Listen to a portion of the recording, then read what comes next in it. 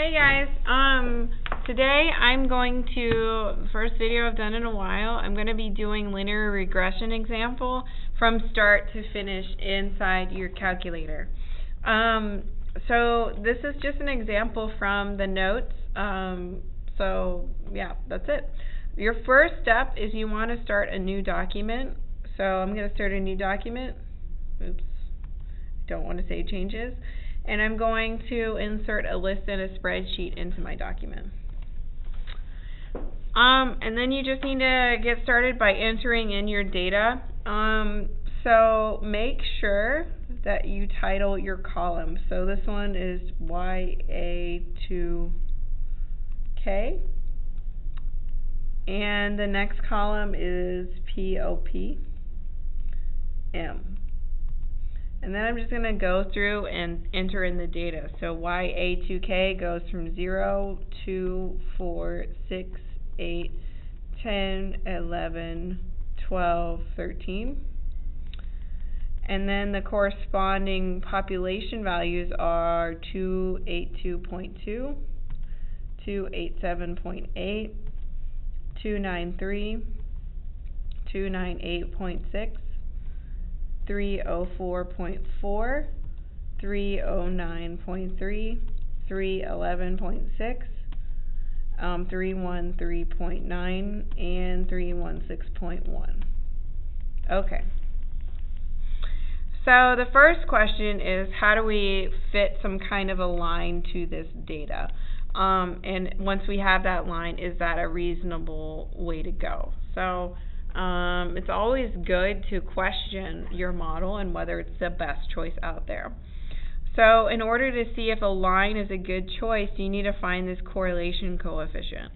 The steps to do that are inside your table, you're going to go to Menu, Statistics, and then Stat Calculations, and then you're going to go to Linear Regression, the one that says MX plus B.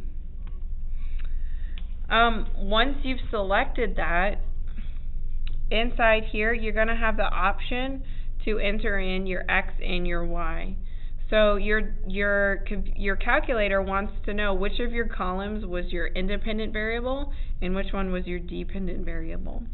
So if you just click in the middle, a box will drop down and you have the option to select which one. And this is going to be whatever you titled your columns. My X column for my X variable was YA2K, so I'm going to do that one as YA2K. For my Y list, I click in the middle and it's POPM. And I will take note that this saved to F1. I'm just going to write that down in my notes. And then you can push OK. And then you should have this beautiful table pop up. There's the equation, the slope of your line, there's your B, there's your R squared, and there's your R. So you have an R value, your correlation coefficient of 0.999.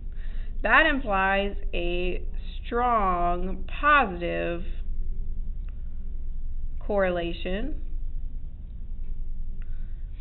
And because it's so close to 1, it suggests that a line is a very good fit for this data, because it's so close to 1.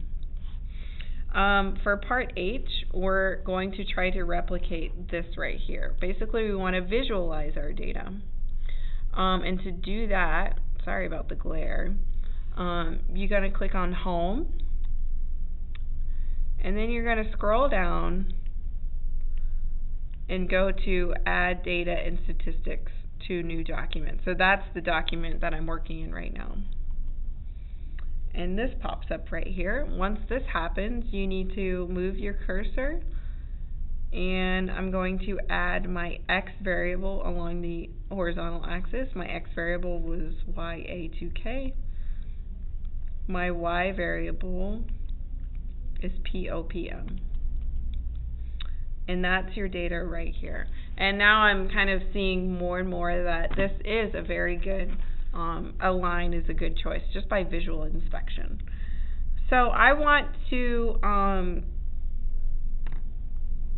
actually display on this plot, I want to display the equation. So I have my M and my B over in this tab, but there is a way you can get it to display on top of your tab. So to display that line, you're going to go to Menu, and then Analyze, which is 4, and then 6 for Regression.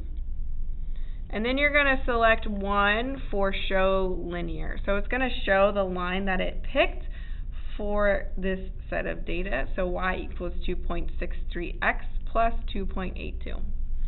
Okay, so that's the equation for the line.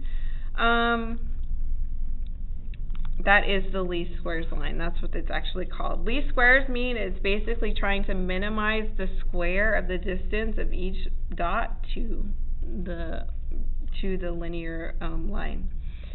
And the total error is called the SSE. So SSE stands for sum of squares error. And the way that you can find that is through Menu, Analyze, and then you go to Residuals, and you can show residual squares. So the sum of squares is 1.51186.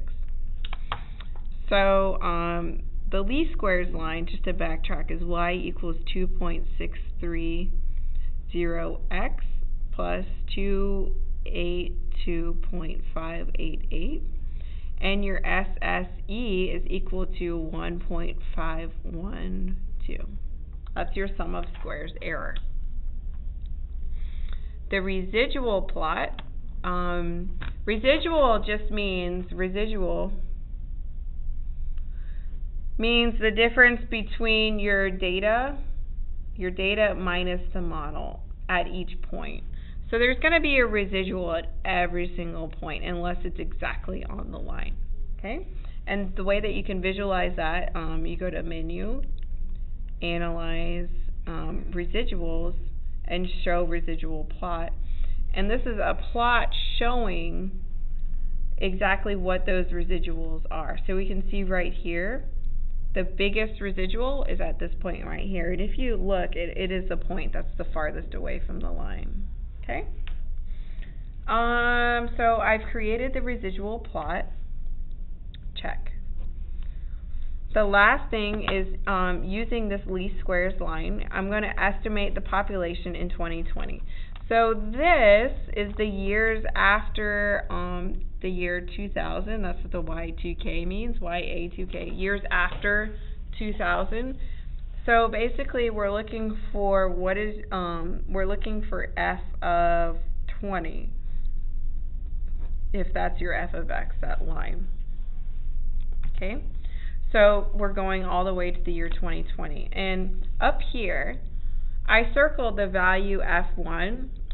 In your table, it said it saved the equation to f1. So basically, inside this document, this equation is already there, saved into the form of f1. So I'm going to do something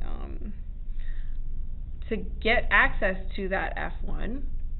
What you do is you go to Home, and you're going to need to add a calculator to that document. It's very important that that this is added to the current document, or else you will receive an error. So I'm just going to type in F1 open parentheses of 20, and I get that it's 335.196, and that's in million. So the reason I used F1 was because of the message that I received way back here. Whenever I went through the whole dialog box, it told me that the function was being saved to F1. Okay? So we can actually double check that if I go over to that calculator. This should be the exact same thing as, so our equation was y equals 2.6304x plus 282.59. Yeah. Sorry about all this moving around. Here's your actual equation. So let's go ahead and manually plug in 20 for x and see what we get. So 2.63 times 20 plus 282.588. And you get just a little bit of rounding error, but you get the exact same thing. You're going to get the exact same thing. This one is probably, actually it is more accurate, okay, because I did rounding on this one. So that's just kind of a summary, start to finish, how to get your R, how do you create the scatter plot, how you get those lines to display, and how do you use that function to estimate values in the future.